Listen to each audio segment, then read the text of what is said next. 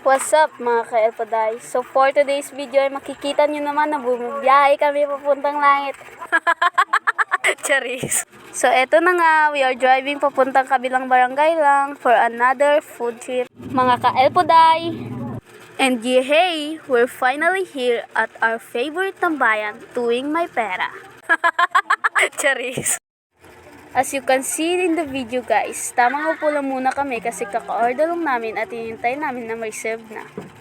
And yun na nga guys, medyo nasa far away pa ang aming order.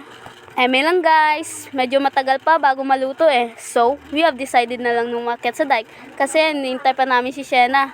So, habang nasa dike kami, ipapakita ko muna sa inyo kung ano ang hanap buhay dito sa probinsya. And ito yun guys, pagtatanim ng palay ang isa sa main na hanap buhay dito sa amin at yan ang ginagawa para maging bigas na ang mga palay.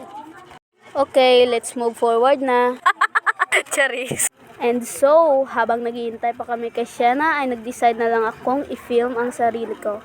Haha, wala lang, gusto ko lang eh. Charis! Yun na nga, takbo-takbo muna ako. Exercise ba guys? And finally, the long wait is over guys. Andito na siya. Hindi naman kami nainip kakahintay. Ang tagal eh. Ha, Charis! Ayun, nakita nyo, may pakaway-kaway pa. As you can see guys, tamang tawanan na kami munang tatlo kasi di pa naman luto yun eh. Kwentuhan muna kami sa ganap sa school ni Shena and after nun, nag-decide na kaming bumaba at i-check if luto na ba ang order namin. And yes, finally, here na guys, luto na siya. Yummy! Sobrang solid at sarap talaga ng lumi dito guys. Worth it balik-balikan. Di tulad ng ex mo na di worth it balikan. Ay, eme lang guys.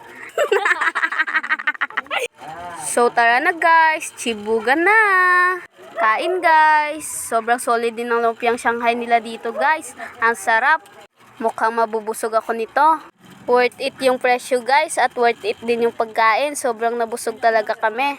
Pero syempre, hanggang dito na lang muna ang food trip series namin kasi uwi na kami. So, samahan niyo pa rin kami guys sa aming pag-uwi. Oops! Teka, kaya pa ba ng driver namin? And guys, bumaba muna kami kasi hindi na kayang umakyat ng motor. Mabigat daw kami sa sobrang busog namin. So, yun na nga guys, di na ako nakapag-video papunta sa amin. So, hanggang dito na lang. Bye-bye! Peace yo!